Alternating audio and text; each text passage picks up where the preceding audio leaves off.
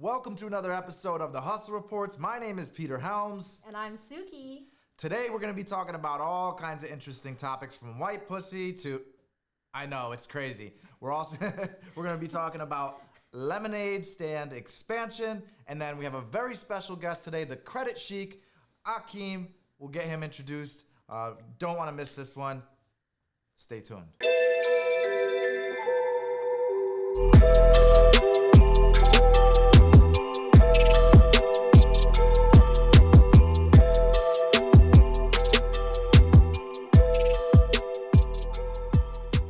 All right, welcome to the Hustle Reports. Today we're coming live from Pie Hops Restaurant, Gastropub in downtown Norwich, Connecticut. It's in the southeastern part of the state, about an hour from Boston, 3 hours from New York. Really great spot. If you're in the area visiting the casinos, either Foxwoods or Mohegan Sun, make sure you pop in. Today, we've got some interesting stuff to talk about, Suki. Right. So before the show, I was just talking in general about something that I had remembered the other day. I didn't know I was actually going to talk about it today, but since you started telling me... Oh, you don't want to miss this, so it's going to get a little interesting. No, well, yeah, it's not as bad as you guys think it is. Okay, so the other day I was driving. There was like kind of a bad storm with like rain or whatever, and I was thinking about the podcast and like really how did I start my hustle? Like when did I really become so assertive and vocal into like getting what I want? And I remember this day clearly. It was like maybe 2005 or 2006. And I was driving with friends going over this bridge. It's called the Gold Star Bridge. Yeah, it's in Groton, Connecticut. Right, in Groton. Like, so it goes from Groton to New London. And it was a Sunday, and we were really trying to make it to the Crystal Mall to get these, like, freaking rain boots. I don't know why, but, like, we were just like, oh, my God, let's all go get matching rain boots. So I was doing, like, maybe, like, 115, 120 across the bridge. Oh, you were speeding. Yeah, like because the mall closes early on a Sunday. It's like 5 o'clock, and it was like, I don't know, like 4:35 or something. So, you know, you need ample time to go and try on shit at the mall, right? So I get pulled over by a state trooper, and he just totally like, he didn't like yank me out of the car, but he was just like, get out of the car, you know, and he was like in my face, aggressively screaming. Really? Yep, and there was a total, like, it was really bad weather. It was a rainstorm. So he got me out of the car. He told me, like, go to the back where, like, the trunk is, you know, put your hands on the car or whatever. Kind of like doing that whole thing that they do. And I'm like, shit. Like, we got to make it to the mall. Like, I can do this, right? So I go, you know what? I'm really sorry. I was driving really fast. But the thing is, I had to go and get the white pussy. And he goes, what? Wait.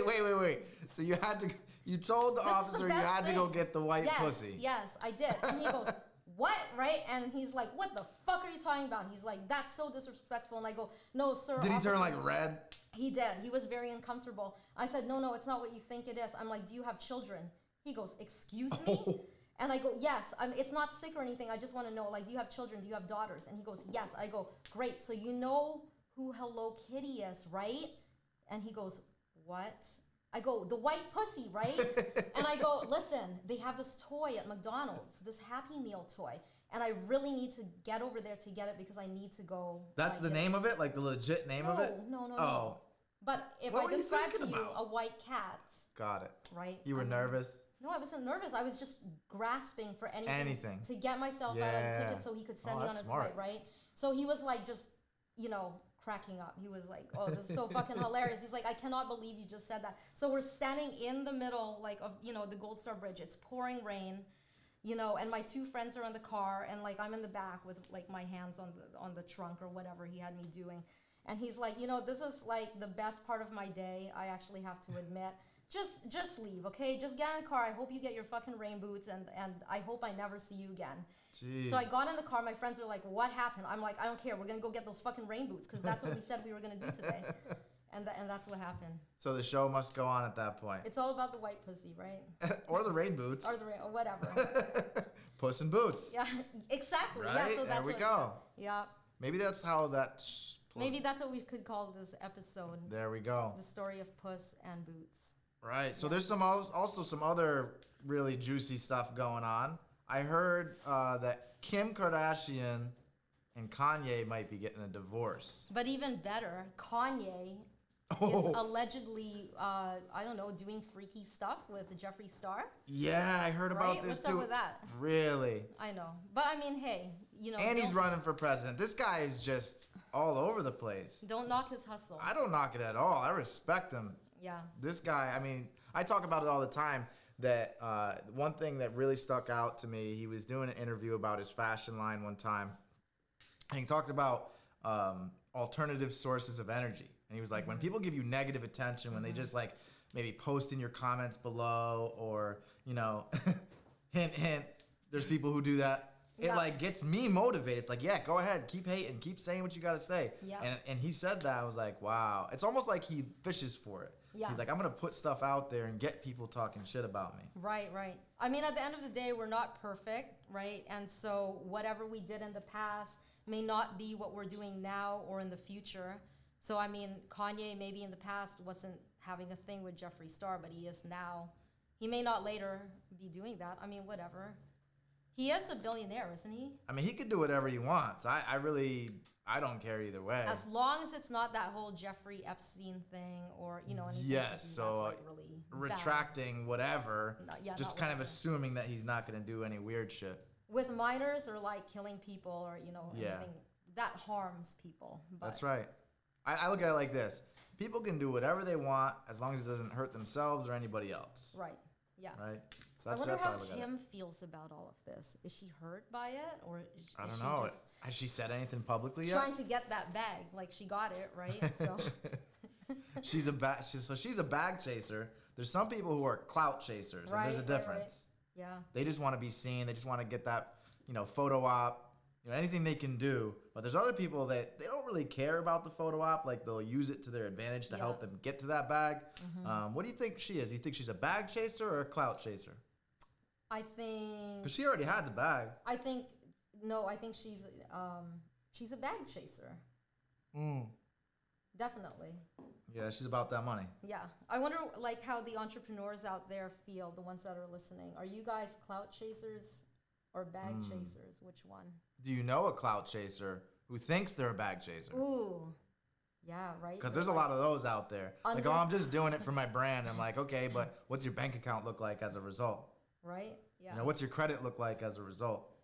Which we'll get into. We got the credit chic. He's going to be coming on soon, and he'll talk all about that credit repair. He's been helping tons of people. Yeah, this is exciting. I can't wait to hear from Akeem. Oh, we'll get him on. He's definitely he's got that information that'll change your life. Right. So we'll get him on there.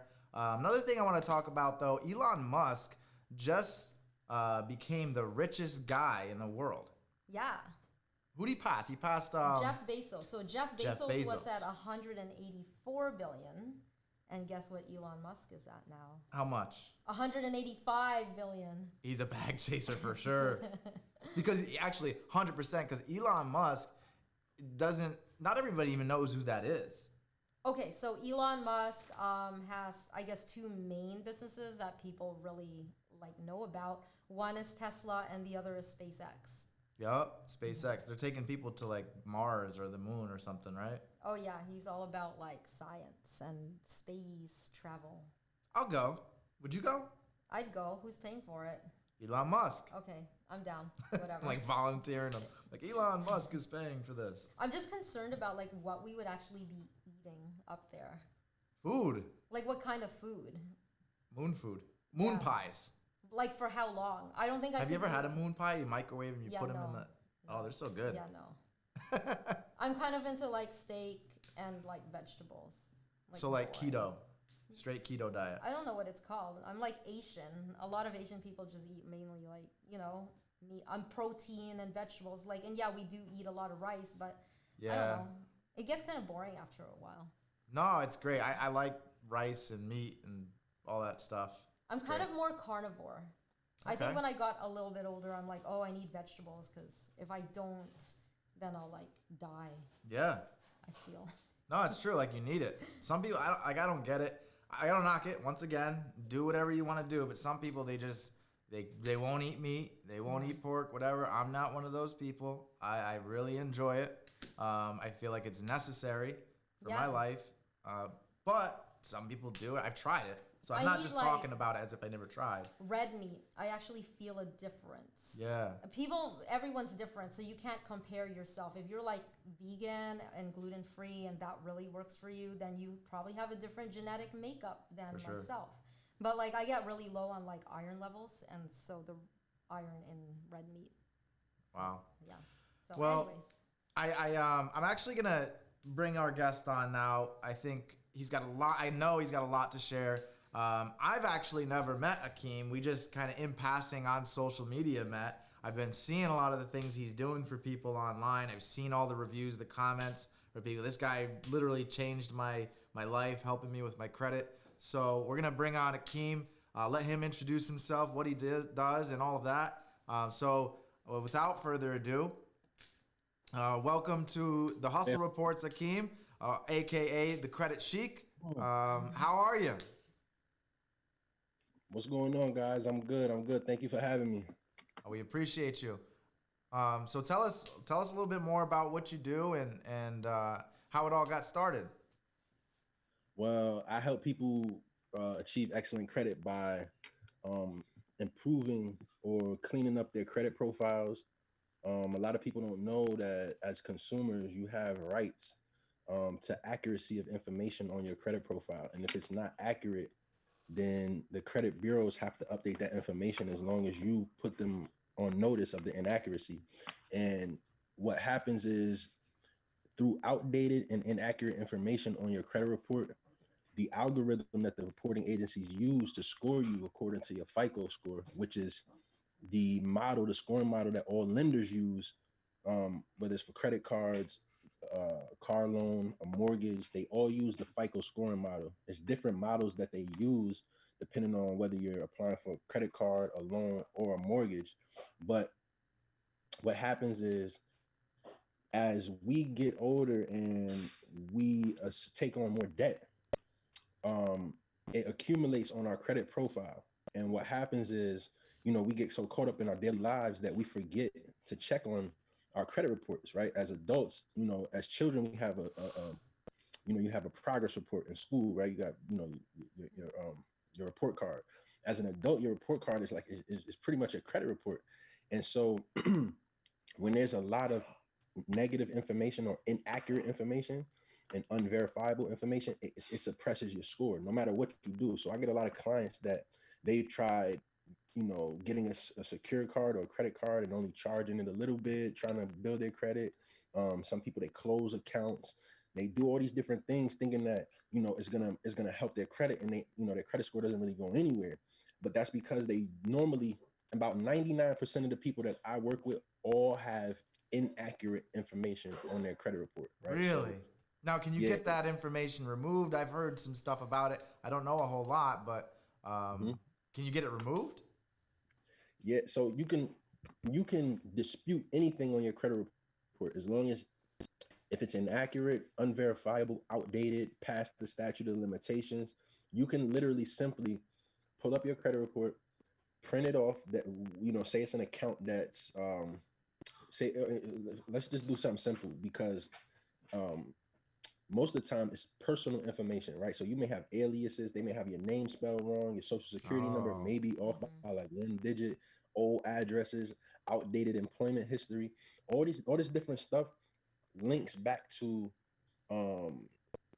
old debt. And they verify, sometimes you'll have an account that's outdated or something else is wrong, you'll dispute it and they'll verify it just based on the fact that the address matches that debt. When you took that debt and you signed for that application, you put that address up there, they use a 3-digit code that will just automatically verify it. So it's very important to update that personal information. So all you have to do is simply, you can even go online and do that type of dispute for personal information. I don't recommend disputing online like accounts and stuff like that because you waive certain rights that you have when you do it that way. Always do it in writing. You have a paper trail. If you have to go to court, you have something that you can show. They can't use plausible deniability when you have a paper trail, certified mail return receipts and things like that. But you want to update that information. All you have to do, like I said, is just print out your credit report, highlight the information that's wrong or inaccurate, send them proof that of it. So it might be your name, right? Send them a copy of your driver's license. maybe you were married before, maybe you had a name change. They got your old name up there. You send them a copy of your ID. This information is accurate. Please update it. They have 30 days or 45 to update the information. If they don't, you can have it automatically removed or take them to court for that. Wow. You just heard a whole lot of information out there. That's why they call him the credit sheik right there. He just went into, he gave y'all a ton of really valuable information. But I want to hear more, Akeem. Tell us how you got started. What made you interested in all this? Well, actually, I didn't necessarily need like help with my credit or anything like that. I had a business, a company, and it was doing really bad. It was doing really good before.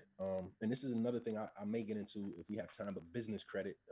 Sure. Building business credit is very important as well. If you have a small business, which I feel everybody should have a home-based business, especially now, after COVID-19. But I lost my business, ended up back in the workforce. My credit did start kind of, tanking because I got behind on bills. Those late payments really hurt you.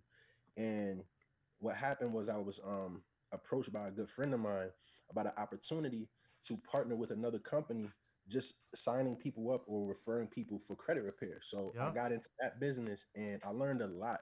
And, eventually I stepped out on my own and I just started helping people do it myself, because with the company that I was with, the only thing we would do is we would present them with the information and stuff like that, get them on the phone, introduce them to the services and then get them signed up. And so we didn't do any of the work. And I was like, I really want to know how to do this. I really want to understand how to do this because I want to help more people. And a lot of people that were around me at that time needed credit help. So when I got partnered up with that company, I automatically signed them up and I saw the results that they had. And I was just like, this is interesting. You know what I mean? You wanted to own the opportunities. It sounded like you were creating a lot of opportunities for them, but once you passed it off, you didn't really get the true benefit. Right. Yeah. Exactly. Interesting. So, what was the business you had before? I was into I had a home improvement company, a painting company. So my partner, he had a background in painting, so he would get the guys and go out and estimate the jobs. I would find the jobs online, get in contact with the customer, do the purchase. I did mostly all the back end stuff, right? The administrative stuff. And, he did all the labor intensive stuff. I did ended up getting into the labor side where I was on sites, painting and, Got to do what you got to do. Yeah, I had to do what I had to do, man. So. Excellent. So Suki and I started this show because we like to develop a culture of entrepreneurship, and the idea behind it is to share practical advice so others can learn what to do or maybe what not to do. Is there anything along the line that you learned from your own mistakes that you want to help others to understand, maybe to avoid or anything like that? Just on the topic of credit, right? And when it comes to entrepreneurship, sure.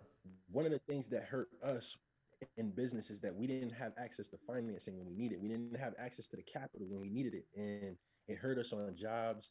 It made us look kind of unprofessional sometimes.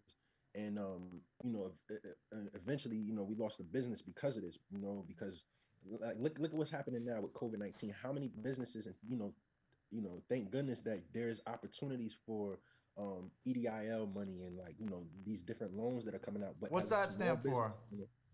What? Say that again. You had mentioned EDI. I don't know what it is. What's that stand for? That is the Economic Disaster Insurance Loan. Oh, okay. That's what it's called. So if a business, I'm just guessing just by hearing it, if a business suffers some loss as a result of economic disaster like a global pandemic, that maybe they can get access to capital. Yes. I just made it up as I went. I really don't know, but that's exactly what it is, man. You're smart, man. Good job. It's all in the name, right? That acronym. Yeah. Yeah. Suki works in economic development, so she probably knows all about that. She's a city planner. Yeah. That's what's up. Yeah. She's laughing because she does the work of a city planner, but doesn't have the official title of it from whatever organization. But I know city planners. I've worked in economic development who don't even do the work that she's doing, and so I'm just saying she's a city planner. I'm a little bit different than just the planning because I actually do get to implement and execute. So I get to do the fun part as well as the planning. Yeah. You have any questions for Akeem? Well, actually, when you had asked him how you got started, that was one of my questions. But also, what made you become a business owner, or when did you decide that you should take this route of being self-employed? It was shortly after, maybe like a year into the partnership with this other company. I kind of, the money wasn't really as good as it could have been because, you get paid a commission, and sometimes you short the commission just to get the sale, and you don't make anything, until 3 months down the line when you get a residual. And it didn't really work for me. It was a sense of independent, like, I was kind of independent because I could like kind of work when I wanted to, but I didn't feel economic freedom. You know what I mean? I didn't feel like in control of my life. I didn't feel in control of my destiny. And one day I just was like, you know what? I'm gonna figure it out. I went on YouTube. I did a course. I was like, I'm gonna do this myself, and I put it out there. And one person responded. I did that one person's credit report, got great results, and I just put it out there, and I've been rocking ever since. And it's just like, I don't see it any other way. I'd rather be my own boss, be in control of my own life, my own time. I have time freedom. I got a newborn daughter. I got a family, and it's just amazing. Right. Yeah. So when you say put it out there, do you mean like you made a website or you put it on Facebook? How did you like put it out there? I put it out. I have a website. I made my own website. I made a few websites for myself. But I built a website. And I kind of drove traffic to the website through Facebook. So I put up like a post like, who's looking for credit help, but it's low on funds, common info. And I would have people share that for me to their page as well as on my page in the Facebook groups on Instagram. And I just started getting responses. And that's where I do the majority of my marketing. The majority of my business comes from social media. Right. That's how I connected with Akeem. I saw him on there. I was watching. I was like, man, he's doing his thing. Yeah, I got to go and check you out. I mean, he is the poster child for a hustler, right? Like using social media, using websites, like just being sick and tired of all the BS and making shit happen. That's what it's about. Pretty cool. Yeah, this is the Hustle Report. So we talk about, a lot of times people hear the term hustler and they have like this negative outlook on it.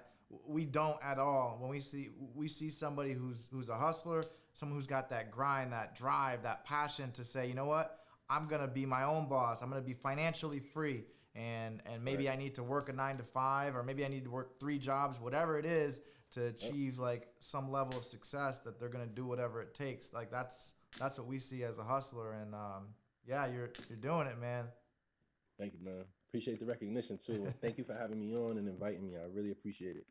For sure. Yeah, of course. You have a lot of gems to share with us, a lot of your wisdom that even me listening to your story, I've never met you, but whatever it is you're doing and kind of creating like this new lifestyle and work-life balance, maybe you could speak a little bit about that. Like, what's work-life balance look like for you?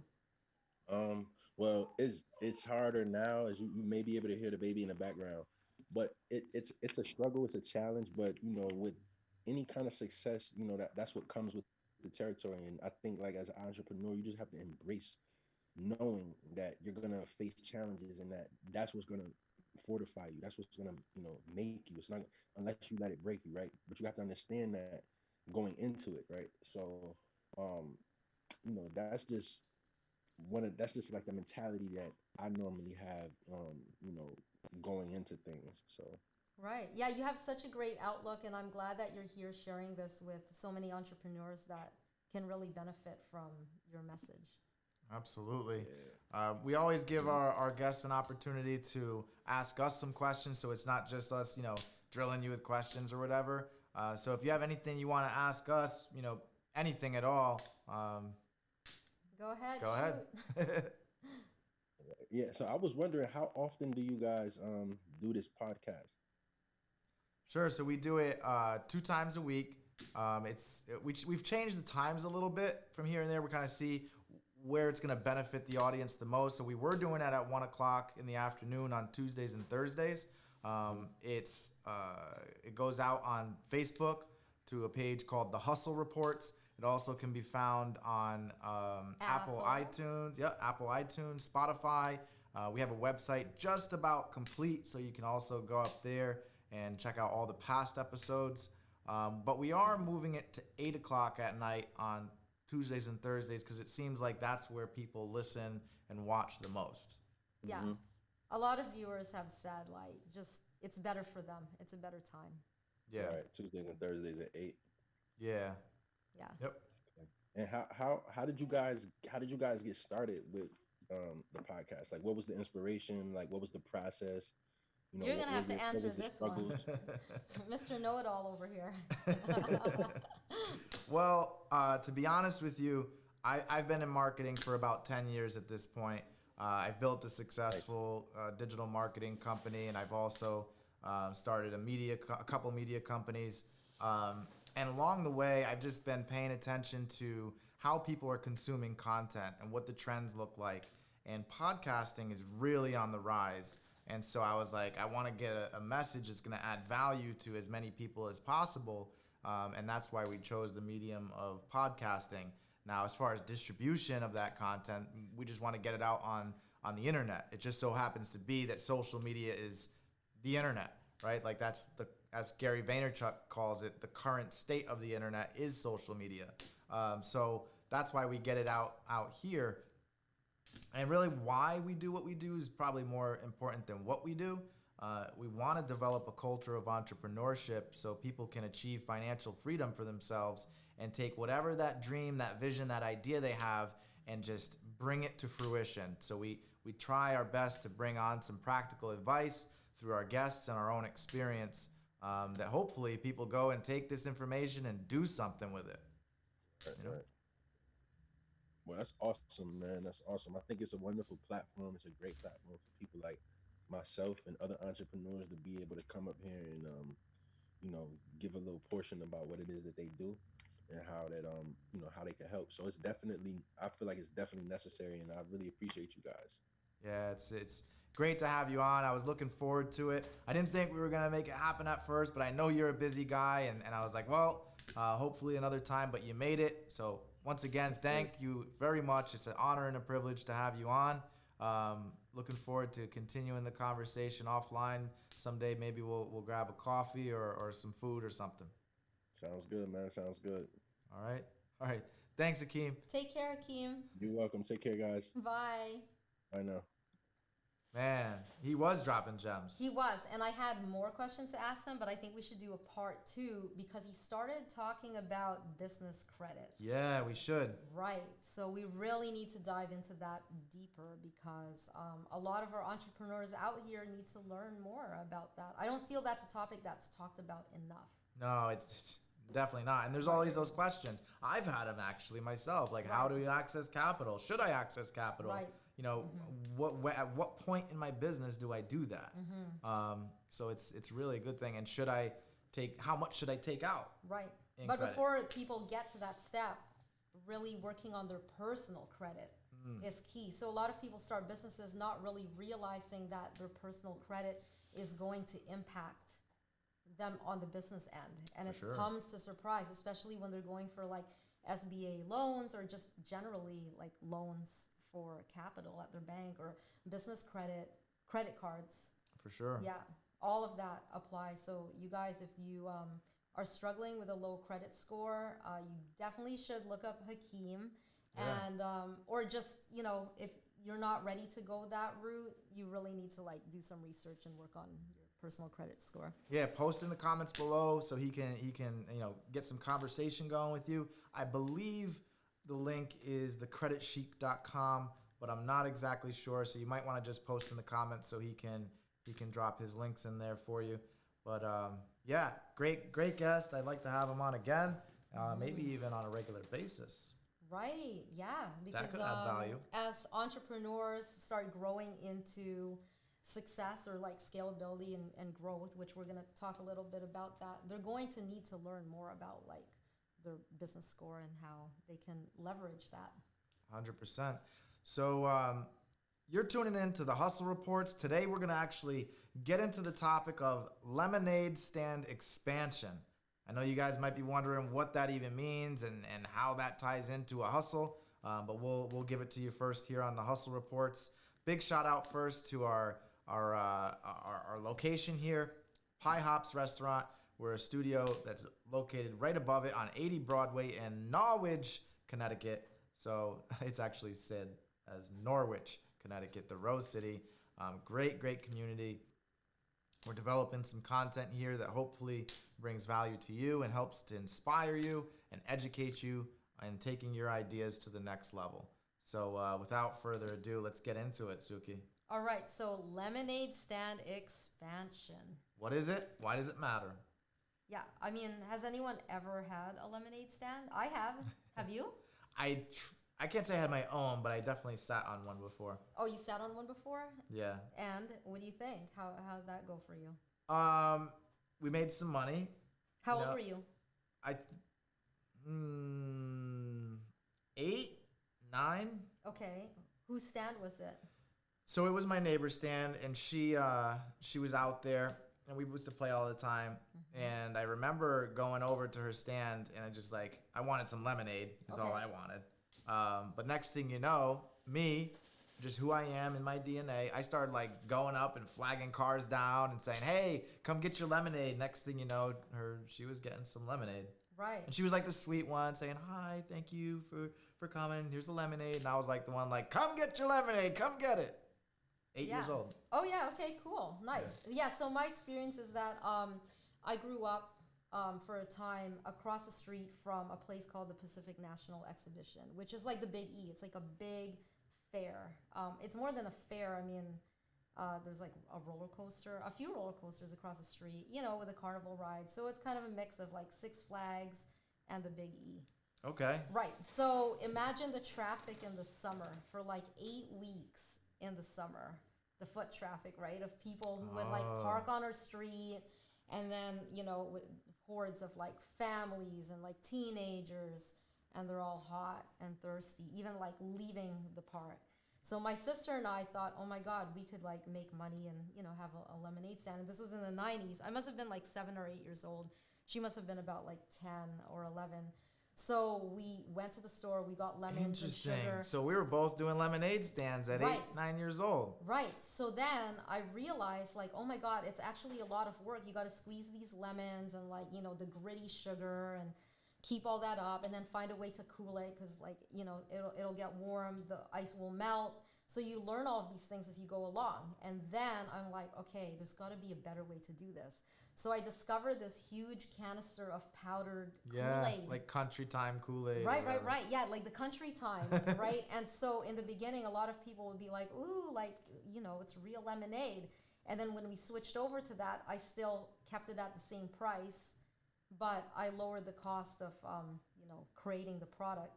So sometimes people would get a little leery and they're what happened to the lemons? And, at 7 years old, you think on the spot without thinking. I'm oh, we strained them. We didn't put them in there because it's just with a pitcher, it's hard to pour and yeah. And there's seeds. So I'm oh, we strained all of that. Yeah, definitely these are real lemon.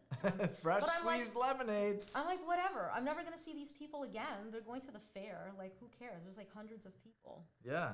I mean, it's working for the company who's selling the powdered lemonade, so people buy it. So yeah, after I convinced them that there were real lemons, they're oh, okay, cool, thanks.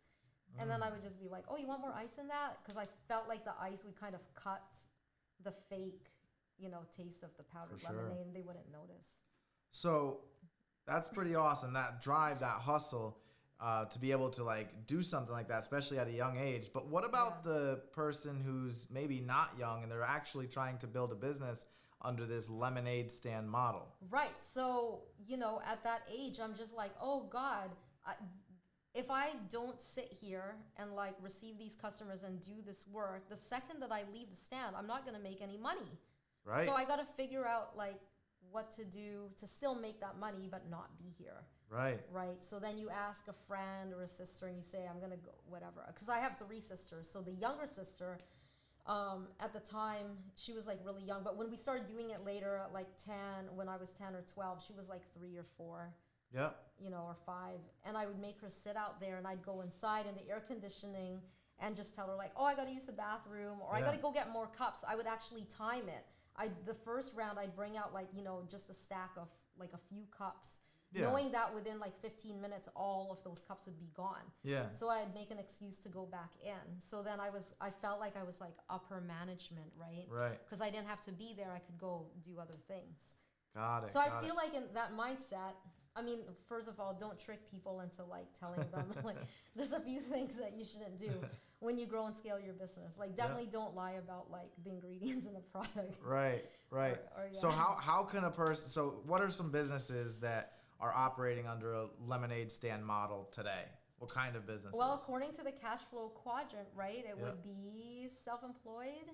Oh, so anybody self-employed would be considered like lemonade stand model. Right, unless of course you hire people to work in your company, and then that will alleviate you from really having to be there all the time. For sure. Yeah. And that's tough to do, especially, when you start getting passionate about whatever business you're building. Initially, it's probably just going to be you. Like you may have an idea right now, and I definitely would encourage you, if you've got some money in your pocket, it doesn't take much, start your quote unquote lemonade stand. Yeah. But mark my words, there's going to come a point where you're going to reach capacity, right? You're going to say, okay, if I want to scale this business, meaning I want to take it to a larger level, I'm going to need to bring people into the company and put them in the right positions. Otherwise, it's just going to be you standing out there with the lemonade stand. Right. You know who would be a really great guest on the show? I think we talked about this a little bit. So Dana Dowdell with HR Boss Consulting. Oh, okay. Yeah, we should get her on there. She is a total expert in helping people to grow and scale their business because she takes care of that HR component. Yeah. So as a single business owner, you're there all the time and you do everything, whether you're in the food industry or in retail or even like if you're a dentist. Mm-hmm. So how can you grow that business and then create more revenue?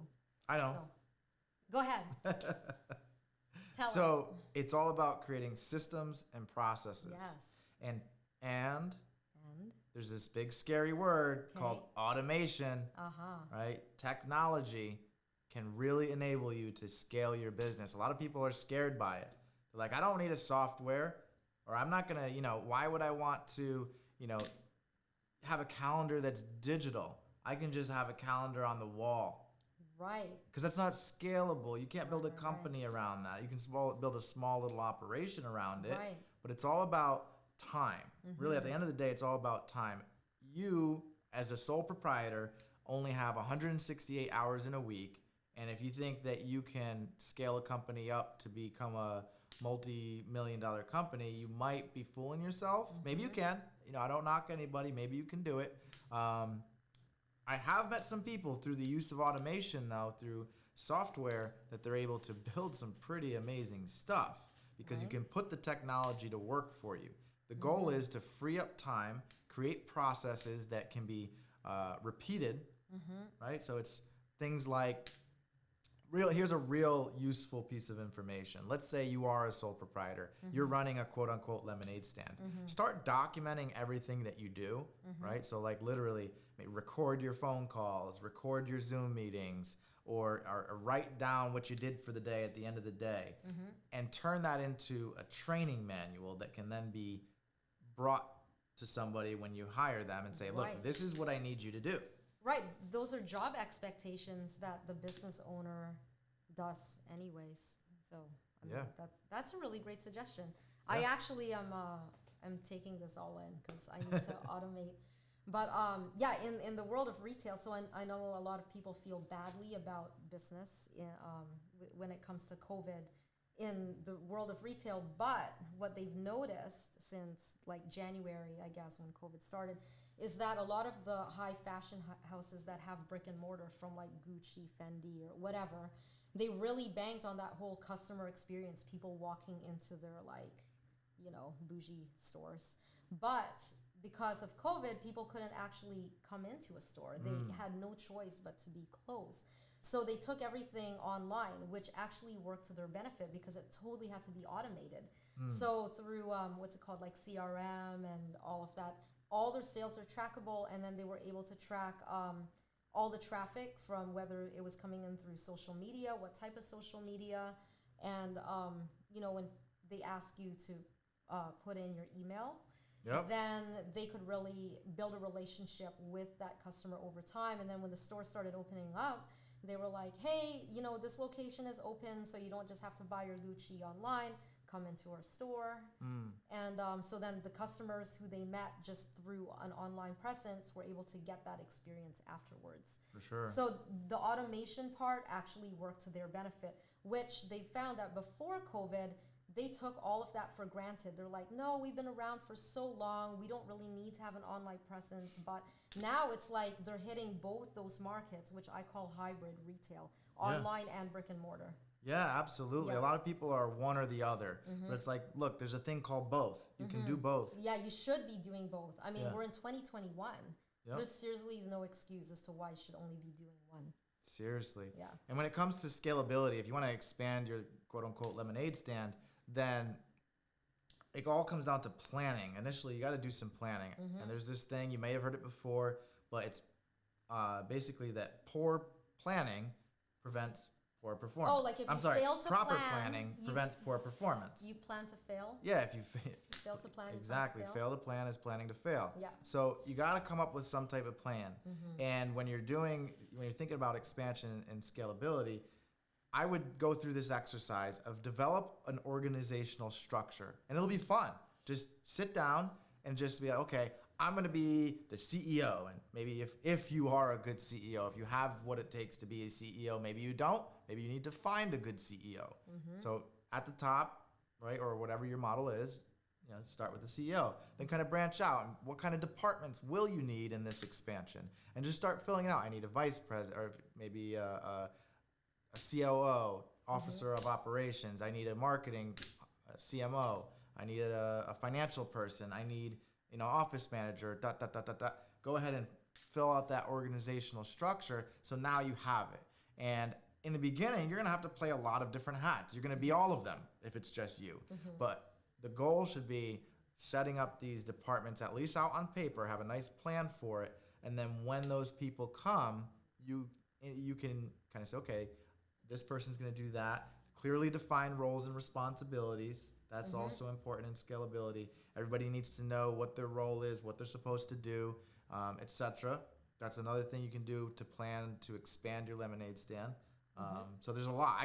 I can go on. I'm not going to take up the whole show. But. Right. So if you already were operating a lemonade stand, and I think anyone who's in business, whether you're like highly successful or not, you know what that's like. You know what your day one looked like, right? So that day one, when you started your business or whatever, whether it was babysitting or like really doing a lemonade stand, you did everything. You did everything from, like you said, flagging the people down to, like, for me, actually making the lemonade, going to the store, like sitting there, taking people's money, trying to promote and the product itself, answering all those questions. So those are actually several different tasks. Yeah, it's a lot. Then there's days, look, I know that I'm putting on a different hat. Like today I'm the operations manager hat. Today I'm the accountant hat, right? Today I'm the salesperson. So it's like when you're an entrepreneur, if you're an entrepreneur, some people are wantrepreneurs, and that's a thing. Yeah. I don't mean to knock people, but you need to just understand you may not be an entrepreneur. Right. But if you are, be prepared to wear a lot of different hats in the beginning. Right. Yeah, so it's kind of funny when people call Global City Norwich. I don't know if you guys know, but I am the Global City Norwich liaison for NCDC, Norwich Community Development Corporation. It's a program where we put on like events and bring culture and revitalization to the downtown area in the city of Norwich. So when we have all these like large scale events and festivals and bring thousands of people into downtown, people call in and they're like, hey, you know, your staff, or like, can I speak to someone on your staff about this, about the production piece?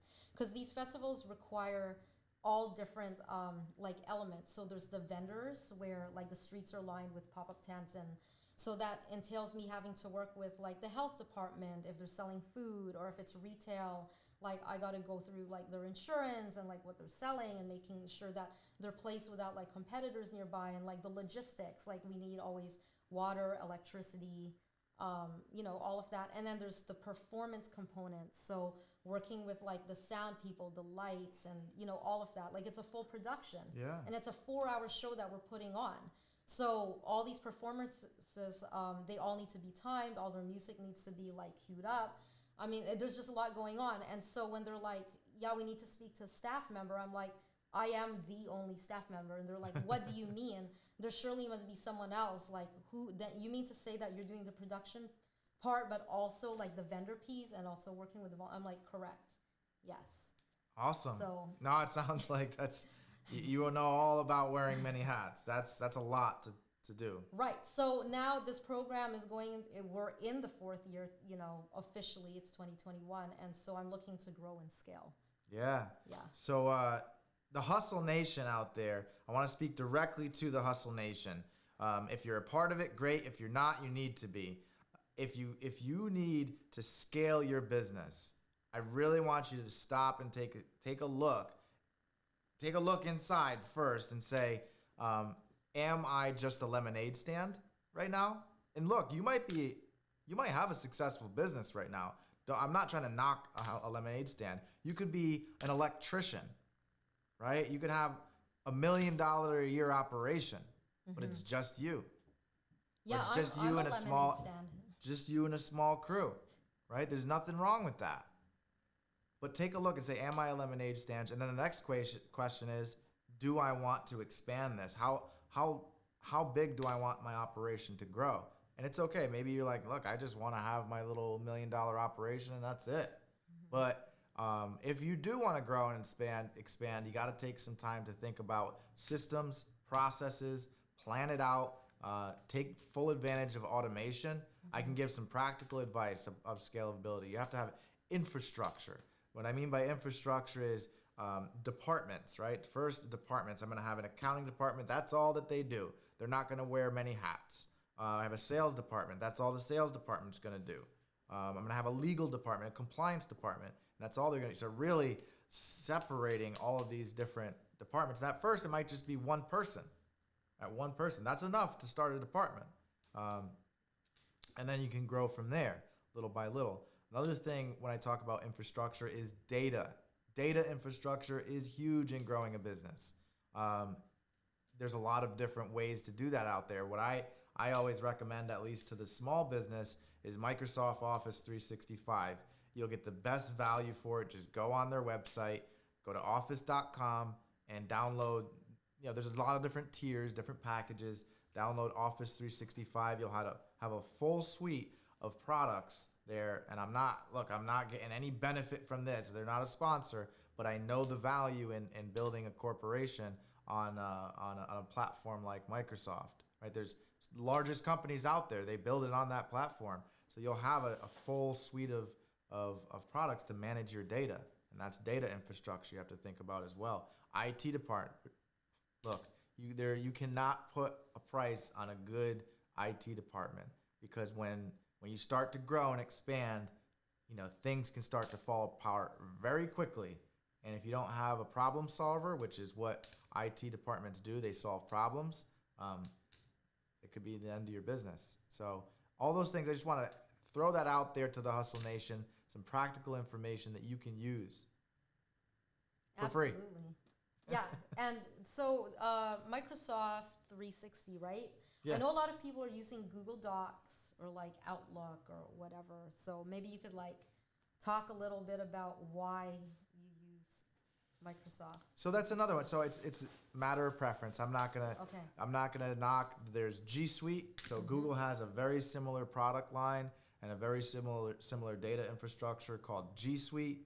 That's from Google. You'll have Gmail, you'll have Google Docs, Google Sheets, you also have Google Drive, all of these other products. You can't do as much with it, so there's a limitation with it. Right. Especially with Sheets. Yeah, with Sheets, there's limitations. Yeah. But nonetheless, it'll do the job. It'll get it done. Right. So that's another option. I know within the school systems that they're teaching kids, like a lot of the schools are using Google Docs. Yep. Yeah, you have to go into a separate class to learn how to use Outlook or the Microsoft 360. Yeah, it's a little bit more advanced, I'd say.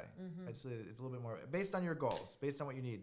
And it's also one of those things that's like, for different departments, you can use different things, right? We were having this conversation the other day. You have the Macintosh people and you have the PC people.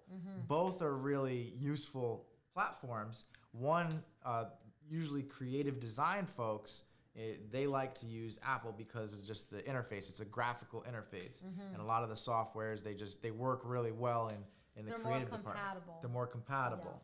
Yeah. For the business development side, however, you're gonna find that there's, and since we're talking about scalability, you're gonna find that PC and Microsoft products are a little bit more scalable. Right. I feel like you need both. If you are a creative type of person. That's a great way to put it. Both. No, you really do, right? I mean, I use both definitely, and I have my reasons. So, yeah, I mean, I can't do something just on like an Apple product. I really need like, I don't know what you call it, like the regular computer.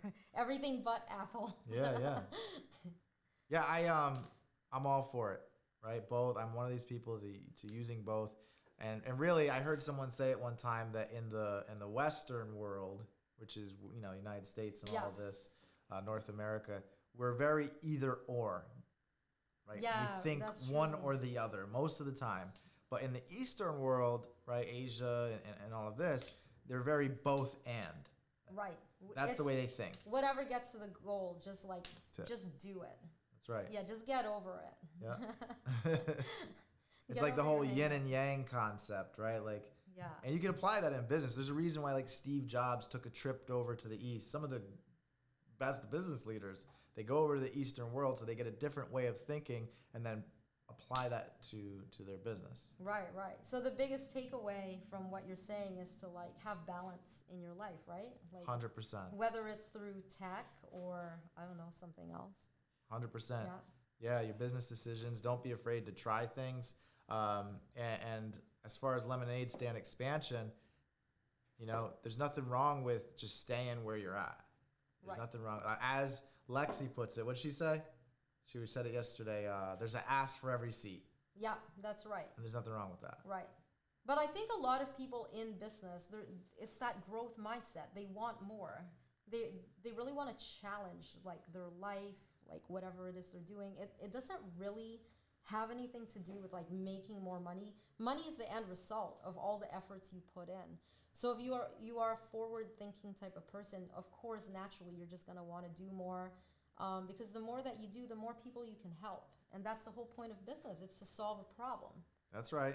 Right? That's right. So for me, like what I do with whether it's the retail business or Global City, if I could expand that, then I could reach more people and help more people. And all I have to say is thank God for all the volunteers and everybody that's helped along the way. Because if it weren't for people that felt so passionate about what the program is all about and like what our mission is, we would not have been able to go into a fourth year. So super grateful for all those people that just have a huge heart, big love for the city, for economic development, and the Chelsea Groton Foundation, seriously, for making shout out all to this them. happen. Yeah. Sounds like they're really helping, and it was we should get someone on there who, I don't know if there's any entrepreneurs in that organization, but I know financial institutions sometimes tend to not be very entrepreneurial, but that's okay. There's an ask for every seat. Right.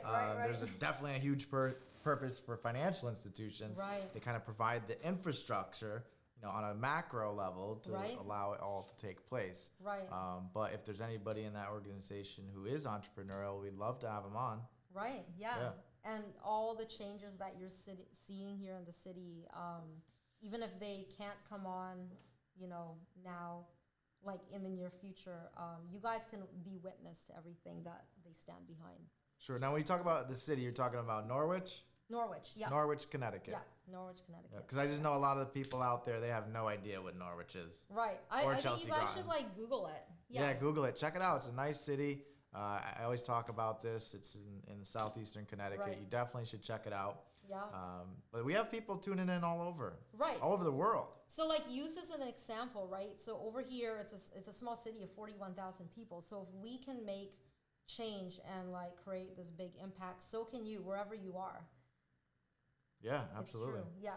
We actually have inspired other people, like across the state and across the nation. I'm part of like this, I guess you could say like a community forum kind of, but it's like more an organization that has to do with economic development, and it's all across the country. So it's this network of... What's it called? Welcoming America. Welcoming America. Yeah. And then there's a few other groups that are like stem off from that. So we have Zoom meetings, and we're in contact with people from Detroit, Miami, New York, Bridgeport, Connecticut, Rhode Island. And it's just to see what other people are doing and get super inspired, and then take some of that same programming and, you know, put a different flavor to it and apply it to wherever, you know, we are or they are. That's what it's all about, you know, like sharing ideas. Sharing ideas, getting information, and once we get that information, what do we do with it? And I see this as a big problem with colleges and universities. They don't do enough, and you know, I say it all the time. They don't do enough to actually prepare people for whatever their journey is going to be in their career. Because you can come out of college or even high school. So let's say you don't go to college. You can come out of high school and you can know a lot about a lot of stuff. But what does that even mean? Why does it matter if you can't do stuff? I think you really need a good ass kicking in life. You need to get your teeth kicked in. Yeah, you need a couple hard lessons. I mean, that's just how it is. Yeah. I mean, what's college? Like 4 years, 8 years. But that's all like structural learning. Sometimes you need street smarts. Yeah, street smarts can go a long way, but it's both, right? It's both. It really is. The person who has street smarts and that formal education can be... now you have the upper hand because you have the best of both worlds. 100%. You'll just be a better hustler. I would say, though, this is what I would say. You don't need to waste all of that money. If you're going into business, you don't need to waste all of that money spending 50 grand a year, or even, look, if you're going to a smaller scale place, like 8 grand a year, why don't you pay that, or 8 grand a semester? Why don't you pay that to a successful business leader, and to just shadow them around, and you'll learn a lot more. Right. Unless you want that piece of paper for that clout. It means nothing. You're not really chasing the bag, right? No, clout. That's a clout chaser. I'm serious, man. I see somebody with an MBA, I'm like, great. What does that mean? Unless, of course, you know, they put their money where their mouth is and really make shit happen. Yeah, I've met plenty of people who, like, at the restaurant, they're waiting tables, and there's nothing wrong with that. Yeah. But they spent all this time and money going to college for this fancy degree, and they're not even applying it. Right. That's if they're complaining about it. If they're like, no, I went through, I got a degree, I got an MBA, and I'm happy, and I just love working, serving pizza and beer or whatever it is. Yeah. And they're totally fine with that. I've met plenty of people, and they're like, yeah, I went to college for 8 years, and it's not my thing. For sure. I'm just happy doing this. Awesome. Well, look, this was a great episode. I feel like we provided some real practical advice to you guys. Yeah. I hope you enjoyed it. Look, join the Hustle Nation. Like and share. I want to say this one more time. I said it on the last episode. I'm giving away $500. $500. Yeah. I'm giving it away. All you got to do is give our Facebook page a like, and then comment in the notes below. I'm sorry, write in the notes below, I did it. That's all you got to do. And someone is going to win $500. That will also kind of bring you into the Hustle Nation, because we want to help bring your ideas to the next level. So the more that they like and share, will that increase their chances of winning? No. But they should like and share it, because it's good. If you find something valuable, you don't want to keep it all to yourself. Right? You want to share it with the world. Spread the love. Share with the world. Yeah. Do something good for once. We definitely appreciate it. Yeah, we definitely Thank you guys for all your support. Thank you. Make sure to check us out on Apple iTunes and Spotify. Also, you can find us on The Hustle Reports on Facebook, and we also have an Instagram at The Hustle Reports. So make sure you check out those platforms, and we're going to have a lot more content coming your way. Appreciate you big time, and thank you, Suki, because without you, I would just be up here yammering at the mouth. No comment. All right, take care. The best is yet to come, my friends. Thanks, guys. See you next time.